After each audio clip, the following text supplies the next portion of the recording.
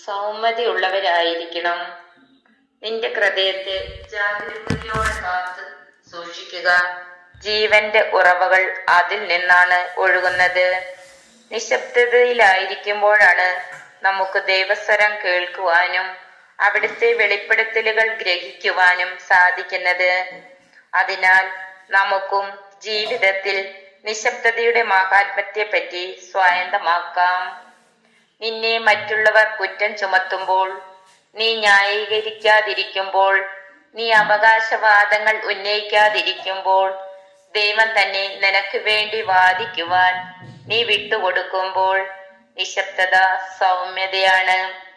നിന്റെ സഹോദരരുടെ കുറ്റങ്ങൾ നീ വെളിപ്പെടുത്താതിരിക്കുമ്പോൾ, കഴിഞ്ഞതെല്ലാം മറന്ന് നീ ക്ഷമിക്കുമ്പോൾ, മറ്റുള്ളവരെ വിധിക്കാതെ ഹൃദയത്തിൽ അവർക്ക് വേണ്ടി പ്രാർത്ഥിക്കുമ്പോൾ, നിശബ്ദത കരുണയാണ്. സഹനങ്ങളെ മുറുമുറുപ്പില്ലാതെ സന്തോഷത്തോടെ സ്വീകരിക്കുമ്പോൾ, മാനുഷിക സ്വാന്തനങ്ങൾ പ്രതീക്ഷിക്കാത്തപ്പോൾ, തിടുക്കം കൂട്ടാതെ വിത്ത് മുളയ്ക്കാൻ സമയം കൊടുത്തുകൊണ്ട് നീ ക്ഷമയോടെ കാത്തിരിക്കുമ്പോൾ, നിശബ്ദത ക്ഷമയാണ്.